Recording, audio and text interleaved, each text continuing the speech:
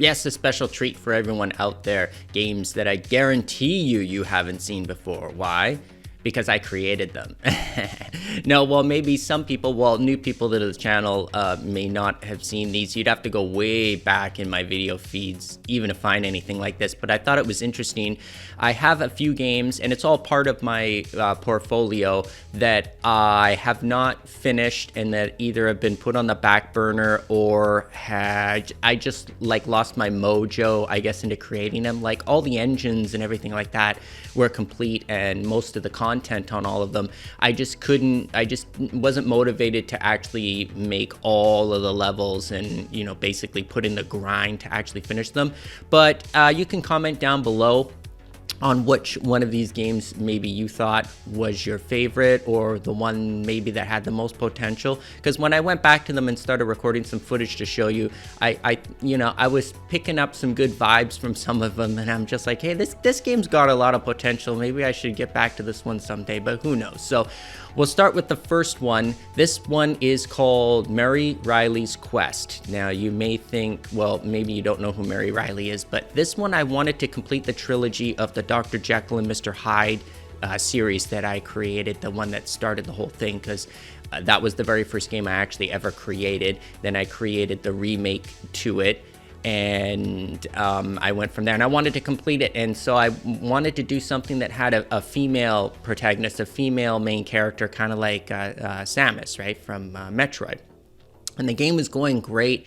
It was going good, except that certain things about it I just felt weren't original enough, I don't think, if that makes any sense.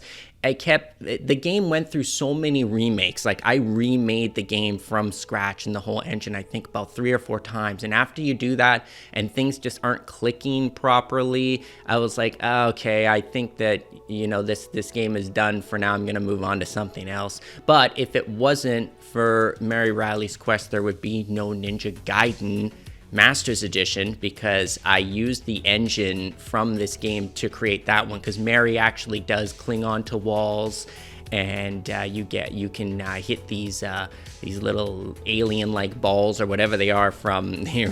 Who knows what they're called, from the original Dr. Jekyll, and then you get weapons out of them, etc., etc. It's a side scroller. It is Metroidvania style, but you can cling onto walls in it, etc., etc. And if you don't know who Mary Riley is, apparently Mary Riley was a servant to Dr. Jekyll, because they made a movie about it. It has like John Malkovich and what's-her-face, Julia Roberts, in it. And I mean, it's an okay movie. It's not a great movie, but I've seen worse. It's a Dr. Jekyll movie, and that's kind of where I got the idea from for it. But it's a decent game.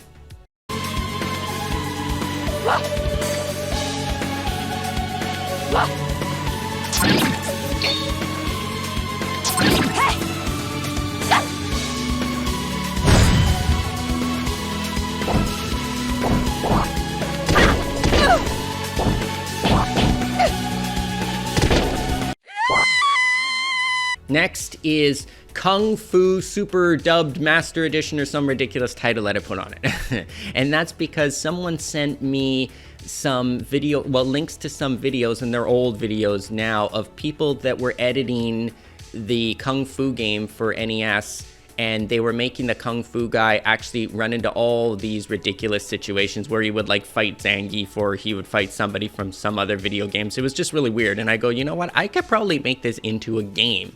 And so I did. And so it is Kung Fu in essence, but it's very goofy. It's got weird stuff in it. And then what I wanted to do was I wanted to make every single stage where the Kung Fu guy would actually fight. The theme of the stage would be from another NES game. So it was kind of like a Bobo's Revenge, or whatever that game was called. And the second stage, it was all like the Mario stage, and then the next one was going to be like Double Dragon stage for NES, and then maybe Kid Icarus. I don't know. It went on and on and on, and maybe a Mega Man stage, and then all the way to the end. And so it was goofy, but it was too goofy. I couldn't really continue on with it. It didn't really make much sense. It was funny, but I think that I was just using it as more of just like a way of honing my skills, just doing things with it that I hadn't done before and just fooling around with it so that it was just like a practice project. But it's interesting.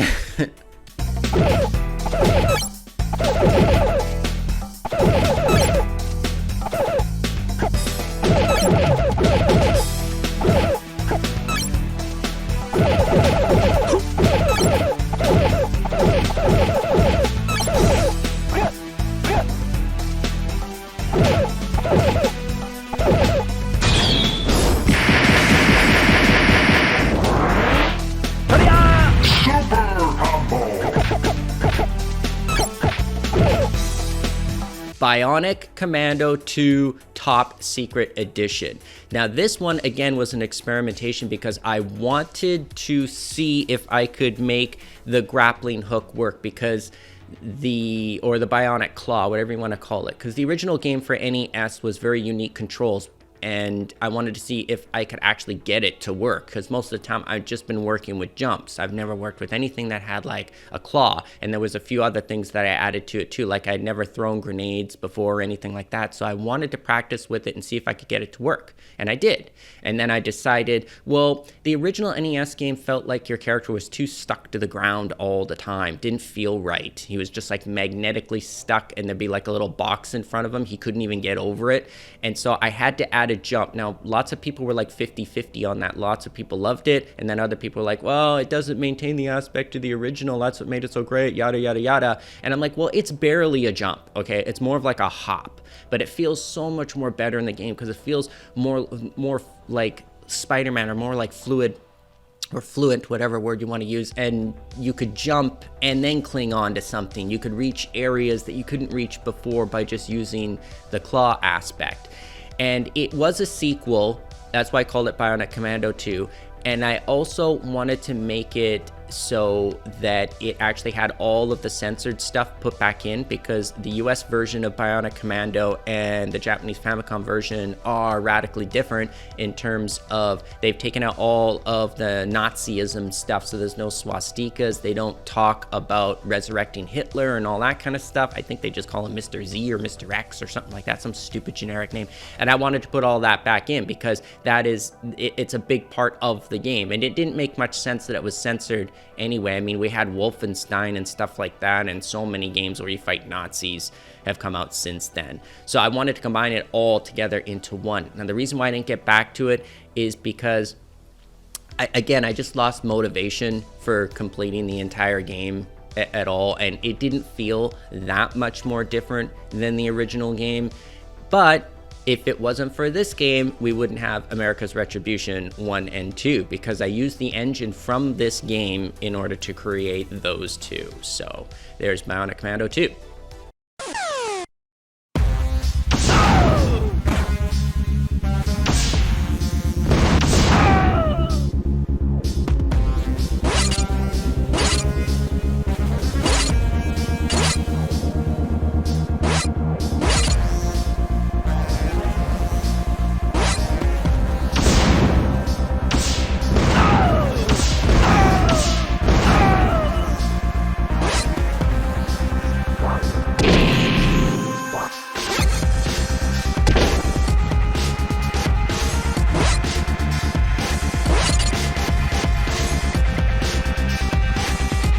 Next, I wanted to get into something that was a little bit off of 8-bit, and I wanted to do something that was like 16-bit. So I'm like, what game is terrible for Genesis, but I played the heck out of it, and is essentially a terrible game. Sword of Sodan, and I guarantee you have not heard of that game. It's so obscure. But what they did was the Genesis version tried to copy, I think it came out on like Amiga, or it came out on a computer system first.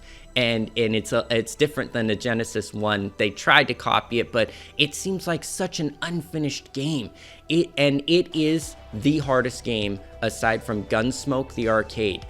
So let's say it's the hardest, console game I've ever played. I dare you to pick it up. I dare you to try and end it. And some people can try and argue with me that there's a harder console game like Battletoads or something like that. No way. Battletoads has nothing on Sword of Sodan.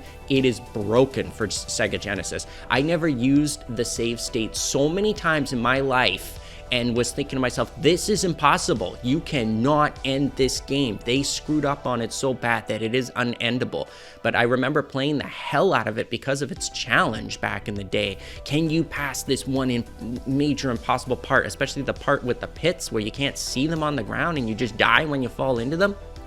It's crazy. That game's crazy hard. So I wanted to remake it. I wanted to fix it. I wanted to fix the controls, make them a little bit better, and just make it so the game wasn't so impossible.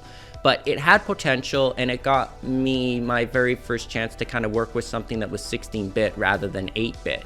But again, it's funny. I kind of want to get back to finishing that one because that wouldn't take me too long to complete. But yeah, there's Sword of Sodan. I always remember singing this song too at the beginning of the title screen. Sword of Sodan, it is so bad, it is really bad.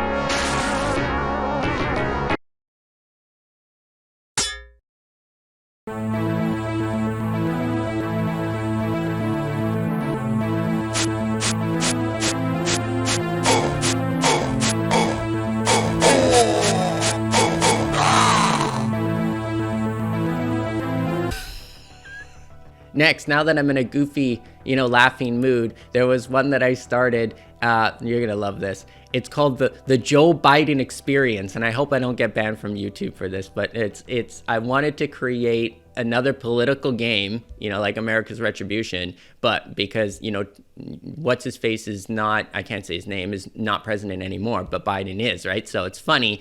I wanted to make this one the opposite of the original game, which was so awesome and over the top. This was just going to be a total vanilla, most boring, one of those infinite runner app games where all you do is you just control Joe, and all he does is just run from side to side forever. And then the only thing that I didn't put in because I didn't get to that point was he was going to collect like mail-in ballots all the time, and that's all you would do. You would just infinitely run. If you fell down a hole, the whole game would just start again, and you would just keep running and grabbing mail-in ballots all the time. It was the most boring vanilla game that I could possibly think of to put in, matching what would be the president right now at this time, and I thought it was perfect. Next, I was in a really, Castlevania, Metroidvania type of mood, and I really wanted to create one of my own, a completely original IP based on the Divine Comedy, and that is what it was called. I just basically called it the Divine Comedy. I wanted it to be religious in aspect because Castlevania is religious in aspect as well, and it just had a great story. And I was also inspired by Dante's Inferno, a pretty underrated game. I actually like Dante's Inferno better than any God of War game. And I was inspired by that, except that one was just, that one didn't really have much to do with the original story. I wanted to make it more like the Divine Comedy. So I wanted Dante to look more like a poet or like a battling monk like he was supposed to. And it's just, the only problem with it was going great, because you could transform into a mouse, a rodent once in a while to go through certain areas that you couldn't fit before. But the game, as more and more I was developing into it, it felt too much like Metroid. I couldn't think of anything really super original about it, and it felt too much like just a reskinned Symphony of the Night in almost every single way. And that's kind of what I was going for, but there wasn't anything really unique about it at all. So it's on the back burner. It's got great potential, but that game would be super huge, and that would take me forever to finish it off. So sometimes I just like to look at it and look at the quality of it, because it is pretty good quality, and it's an original IP by me. So it's interesting. Divine Comedy had really, really good potential, but again, it just couldn't get its own real stamp of its own.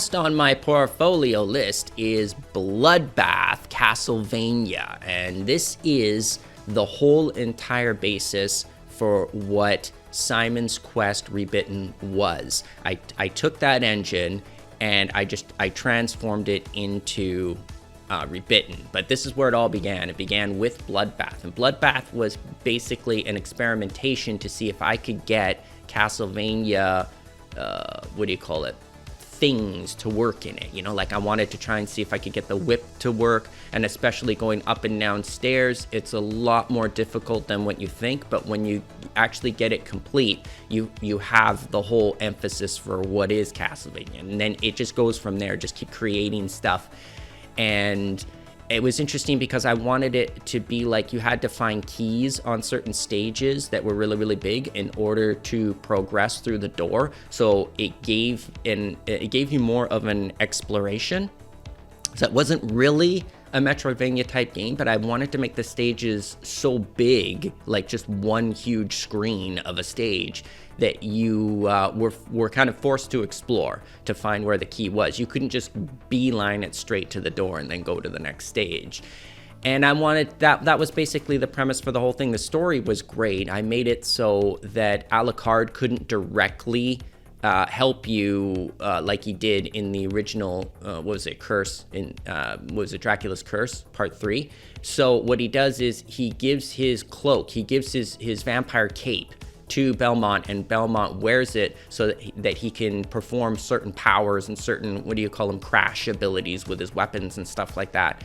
That takes up a certain amount of hearts. I got that idea, of course, from Rondo, but it's neat the way you can see Belmont and he actually is wearing Alucard's cape throughout the entire game. It's neat, and I was going to develop it more to get to the end when you fight Dracula, that the cape would really have something to do with allowing Belmont to really defeat Dracula at the end. So that game's got pretty good potential as well. I may get back to it again because people love Castlevania, right?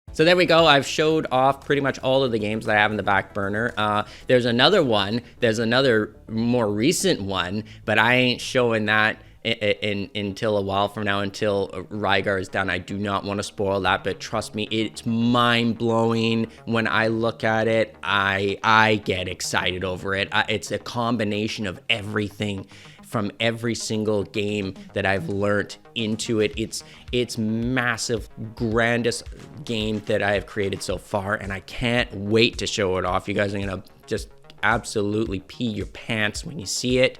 It's amazing. It's a notorious game that people still talk about even today, and there's still, there's documentaries still on it until today. I'll give you a clue though. It is, of course, an NES game, but that's all I'm gonna say. Okay, so you're gonna have to stay tuned. You're gonna have to subscribe. You're gonna have to hit the notification bell. You're gonna have to comment down below. Which one of these games do you like? Which one did have the most potential? Take a guess at what the next super IP game that I am creating. Take a wild guess at what it is, but I won't tell you whether or not you're right or wrong, but just type it in down below. I'm interested to see what people may guess what that game is. And that's it, guys, and I'll see you next video.